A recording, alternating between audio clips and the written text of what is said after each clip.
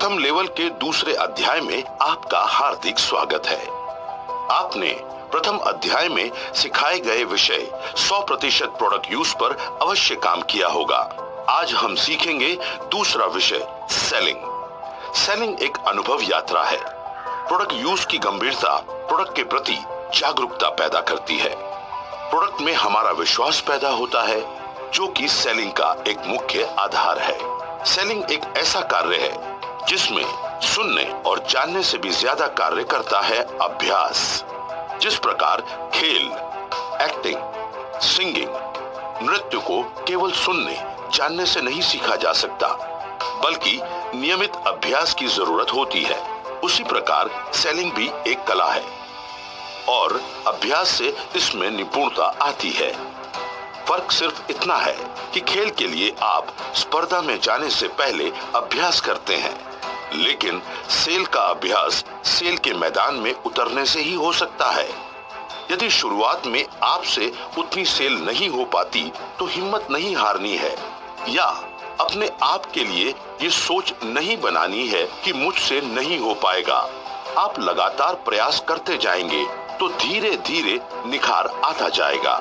हम आपको सिखाएंगे इन प्रयासों के दौरान ध्यान देने योग्य विषय जो बड़ी सेल करने वाले डायरेक्ट सेलर्स के अनुभवों पर रिसर्च करने के पश्चात एकत्रित किए गए हैं।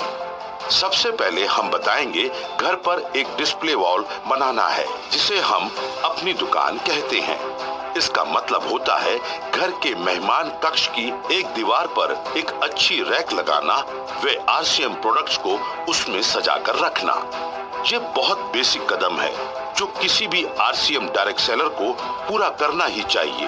ये काफी डायरेक्ट सेलर्स आजमा चुके हैं। इसमें बहुत सामान्य सा प्रयास है, पर इसके परिणाम बहुत शानदार हैं। इसमें कोई खर्चा नहीं है, केवल घर पर काम आने वाले उत्पादों को थोड़ा ज्यादा मात्रा में लेकर आना है और उन उत्पादों को अंदर रखने की बजाय डिस्प्ले में लगाकर रखना है। इससे न केवल घर पर 100% प्रोडक्ट यूज सहज हो जाता है, बल्कि प्रोडक्ट की बिक्री भी सहज रूप से बढ़ जाती है, क्योंकि जो दिखता है वह बिकता है। बार बार ये प्रोडक्ट आपके जानकारों को दिखाने से उनकी स्मृति में ये प्रोडक्ट्स बैठते जाते हैं। परिवार में भी प्रोडक्ट के प्रति विश्वास दृढ़ होता है। इस कार्य में कुछ बातों का हमें खास ध्यान रखना होता है ताकि आप इसके बेहतर परिणाम ले सकें। डिस्प्ले वॉल को मेहमान कक्ष की उस दीवार पर बनाना है जो मेहमानों के बैठने की जगह के सामने पड़ती हो। वह उसको इतना आकर्षक बनाना है कि बैठने वाले का ध्यान उस पर जरूर जाए।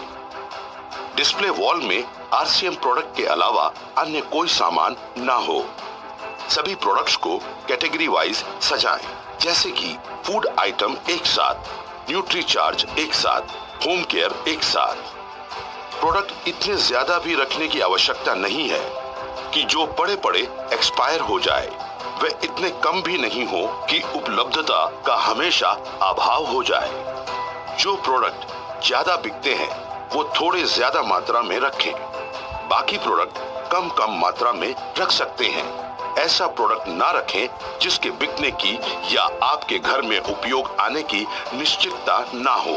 अनुभव के पश्चात प्रोडक्ट्स बढ़ाते रहें। नए लाए गए प्रोडक्ट्स को पीछे की तरफ या नीचे रखें और पहले वाले प्रोडक्ट्स को आगे या ऊपर रखें। खाद्य सामग्री का एक्सपायरी का इंतजार ना करें। कम मात्रा में लाएं व जल्दी समाप्त करने की कोशिश करें। इससे एकत्रित होने वाला पैसा अलग रखें, मिक्स ना करें। वे वापस प्रोडक्ट लाने में उपयोग में लें। परिवार के सदस्यों को अच्छी तरह ट्रेनिंग दें ताकि आपकी अनुपस्थिति में आने वालों को अच्छी तरह अटेंड कर सकें, वे प्रोडक्ट दे सकें। आपके पास प्रोडक्ट ना होने पर मना ना करें, ऑर्डर लेकर बाद में घर पहुंचा दें। इस डिस्प्ले वॉल यानी अपनी दुकान का बेहतर परिणाम लाने के लिए सबसे महत्वपूर्ण कदम है। इसकी ओपनिंग को विधिवत तरीके से करें और ओपनिंग के समय पड़ोसियों व जानकारों को बुलावें और सीनियर डायरेक्ट सेलर व वरिष्ठ मेहमानों के द्वारा उसकी ओपनिंग करवाएं। ओपनिंग के पश्चात सीनियर डायरेक्ट सेलर सब मेहमानों को आरसीएम प्रोडक्ट की विशेषताएं बताएं। यहीं से आपकी सेल चालू हो जाएगी, जो स्थायी सेल में तब्दील हो जाएगी। दूसरा महत्वपूर्ण कदम है, ओपनिंग के पश्चात हर माह 2 से 4 गेट टुगेदर प्रोग्राम घर पर करते रहें और उनके माध्यम से अपने जानकारों व पड़ोसियों को आरसीएम प्रोडक्ट्स के बारे में लगातार जानकारी देते रहें। गेट टुगेदर कार्यक्रमों के बारे में अगले चैप्टर में आपको विस्तार से बताया जाएगा। जल्द ही मिलेंगे अगले विषय के साथ। धन्यवाद।